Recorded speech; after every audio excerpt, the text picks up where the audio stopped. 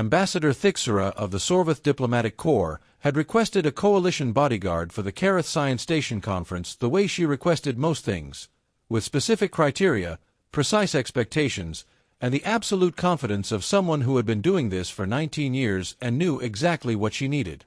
She had requested experience, professionalism, discretion, and, this was the criterion she had emphasized most carefully, the ability to blend into a diplomatic environment without creating disruption.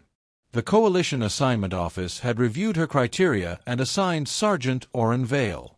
What the Assignment Office had not included in the transfer documentation, through an administrative oversight that the subsequent inquiry described as significant, was Sergeant Vael's complete service record, which would have contained, on its third page, the planetary origin classification.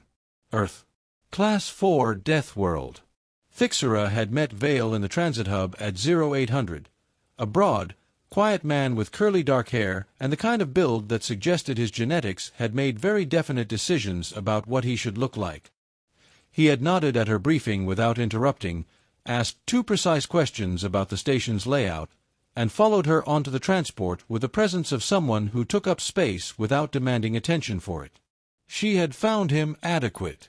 The Kerath Science Station was one of the Coalition's flagship research facilities, a domed complex on the outskirts of the Sorvith capital, where 17 research divisions conducted work across biology, astrophysics, material science, and the specific classification of research that the station's public documentation described as advanced Xenobiology, and that most of the diplomatic community understood to mean things that were interesting to study and inadvisable to encounter outside. Containment. The conference Thyxara was attending occupied the station's upper diplomatic floor, 12 hours of presentations, 3 bilateral meetings, and a formal dinner that she had been navigating the politics of for 6 weeks. It was exactly the kind of environment she had spent 19 years mastering. The incident happened at the 4th hour, in the corridor between the Xenobiology wing and the diplomatic reception area. The Kerath specimen, a Vorrkai predator of the category that the Xenobiology Division's documentation classified as apex, armored, demonstrably hostile, had been in transit from one containment unit to another when the transport case's seal failed. The case had been rated for the specimen. The seal failure had been a manufacturing defect that 3 separate quality assurance checks had missed, which would be documented extensively in the post-incident review. What mattered in the immediate moment was that a Vorrkai predator, roughly 2 meters long with armored chitinous plating and the specific temperament of something that had been in a box for 6 hours, was now in the corridor between the Xenobiology wing and approximately 40 diplomatic personnel. The station's security team responded with professional speed, 2 officers at the corridor entrance within 18 seconds, energy rifles raised, calculating an approach that would not result in the specimen charging through the reception area where 12 dignitaries were currently standing. The calculation was taking longer than the situation permitted. Orin was between Thyxara and the specimen when it turned. The Vorrkai's behavioral pattern, which the Xenobiology Division had documented across 37 observation sessions, followed a specific threat assessment sequence: detect, orient, evaluate, act. Most species that encountered Vorrkai in threat assessment mode experienced the evaluate phase as lasting approximately 3 seconds before the act phase concluded the discussion. The evaluate phase, when the Vorrkai oriented toward Orin, lasted considerably longer.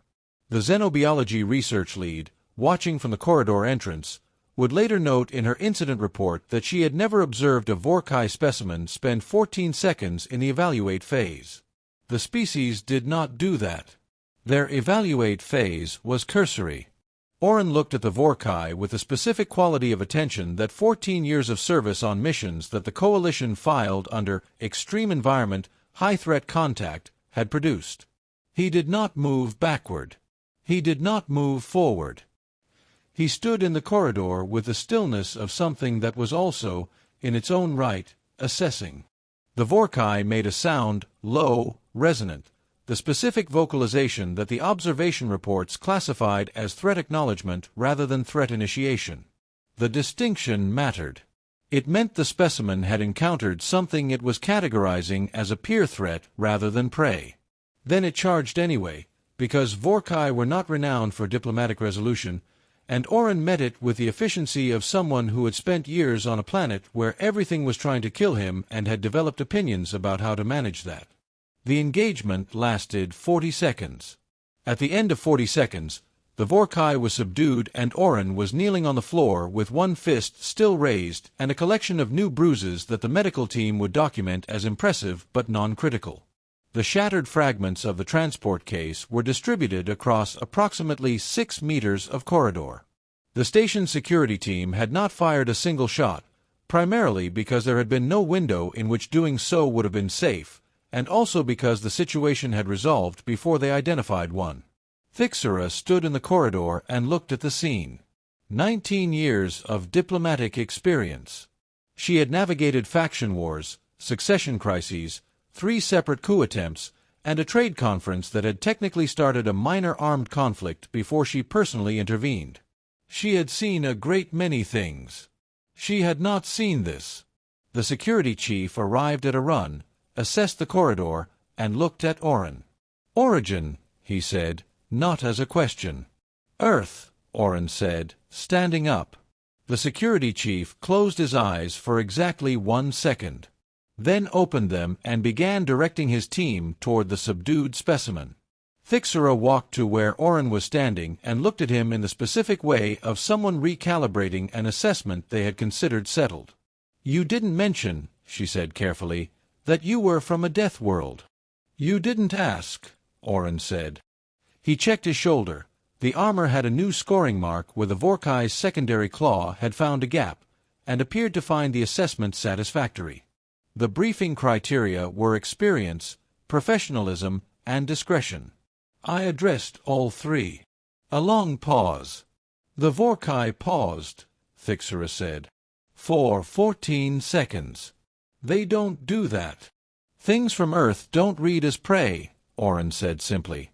"We've had a long time to work on that."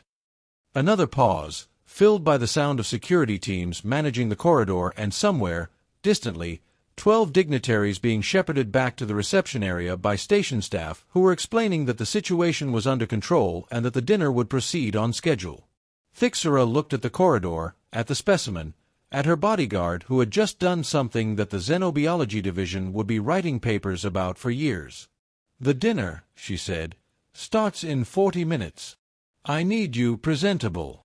Orin looked at his torn sleeve. Looked at her. Something moved through his expression that was, she would later decide, amusement operating at a very low frequency. "I'll need 10 minutes," he said.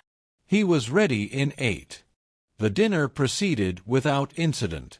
The conference concluded successfully 2 days later. Ambassador Thyxara submitted a formal commendation for Sergeant Orin Vael's conduct under pressure. Attached to the commendation was a separate recommendation addressed to the Coalition Assignment Office. It contained only 7 words. "Please include the Deathworld classification next time."